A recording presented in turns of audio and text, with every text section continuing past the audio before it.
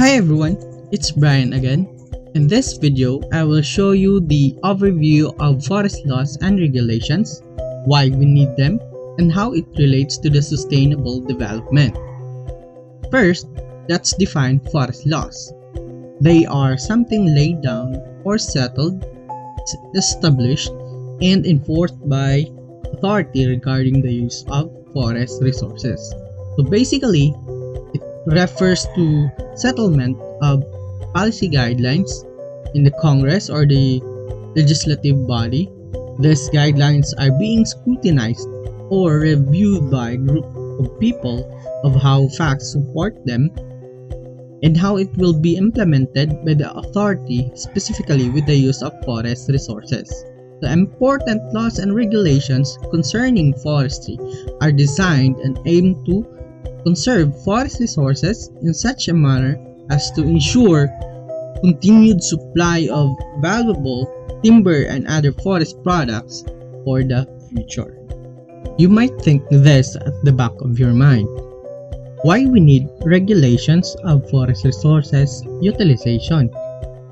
Why not use forests to the full potential? Anyway, we just need a portion of them. No, it is not how you think.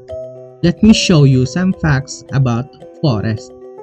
Forest provides all of this, which includes food, fiber, water, recreation, wildlife, amenities, shelter, and so much more. Is it beneficial, right? Yes, because forests can provide them all. How about this? Declining forest cover. Is it good? Basically, it's not. So what will happen when we have declining forest resources? Probably, this will lead to the loss of biodiversity, scarce food and water, loss of livelihood, no recreation, and the worst case, loss of lives. Why this happen? This happens when every single entity wants to use forest products with no sustainability management and no proper regulation implemented. So, to minimize those negative impacts of declining forest cover, we need to regulate. Regulation helps to minimize the overexploitation, unsustainable practices, and the loss of forest resources.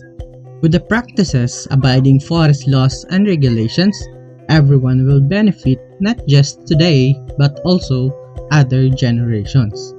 The great challenge in here is that the strong implementation of those regulations, and let us leave those to the right authority and maybe within us as one of the future leaders. So now, let us learn the different types and forms of laws. We have three different types of laws: fundamental laws, basic laws, implementing or enabling laws. The four fundamental laws is the general law of the land or constitution. So the example in here is the Philippine Constitution. Basic laws, those laws passed by legislators, the Congress and Senate, approved by same body, usually during joint session. An example for this are your Republic Acts or RAs. So for implementing and enabling laws, so those are sets of rules and regulations which derive from basic laws and are used to implement. Examples: department orders, memo, circulars, special orders, directives, and so much more. For the different forms of laws, we have 8 of them.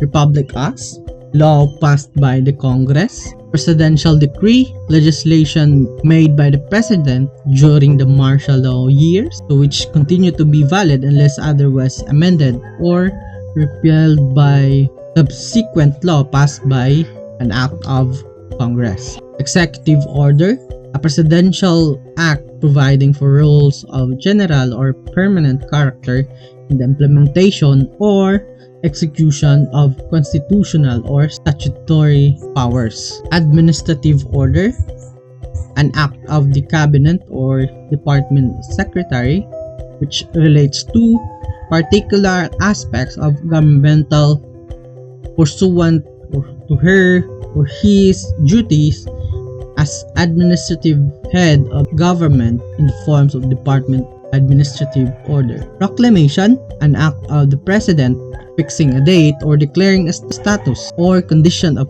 public moment or interest.